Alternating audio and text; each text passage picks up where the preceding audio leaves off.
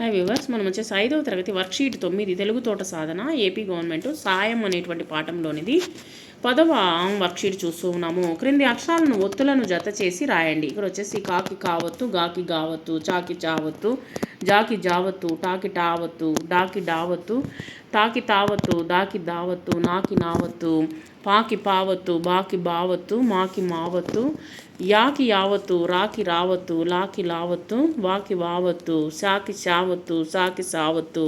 ఇక్కడ క్రింది ద్విత్వాక్ష పదాలను చదవండి, ఇలాంటివి మరికొన్ని రాయండి అని డాష్లు ఇవ్వడం జరిగింది. ఇక్కడ ముచ్చట, గుర్రం, చల్లగా, బువ్వ, సజ్జనులు, తిట్టడం, పెద్దలు, ఉబ్బసం, తగ్గడం, గొడ్డలి, విన్నపం, నమ్మకం, ఇక్కడ, అత్తరు, అప్పడం, తీయగా, గుగ్గిలం, అడ్డ, ఉప్పు, చెట్టు.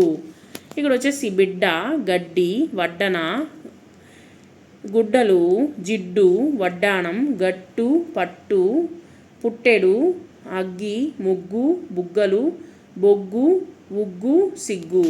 ఇక్కడ ద్విత్వాక్షరము అంటే ఏంటి అంటే ఒకే హల్లు అదే హల్లుతో కూడినటువంటి ఒత్తులు వచ్చినప్పుడు దాన్ని ద్విత్వాక్షరము అని అంటారు. ఇప్పుడు వచ్చేసి సంయుక్తాక్షరము అంటే ఏంటంటే ఒకే హల్లు వేరే ఒక హల్లు ఒత్తుగా వచ్చినప్పుడు, గుడింతాలు వచ్చేసి ఒత్తులుగా వచ్చినప్పుడు దాన్ని సంయుక్తాక్షరం అని చెప్తాము.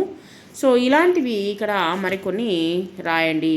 పర్వతం, పెండ్లి, నిద్ర, రాత్రి, దృష్టి, దిష్టి, పొట్లకాయ, యుక్తి, రస్వ, వస్తువు, యజ్ఞ, షష్ఠి, కళ్యాణం, వృక్షం, లగ్నం.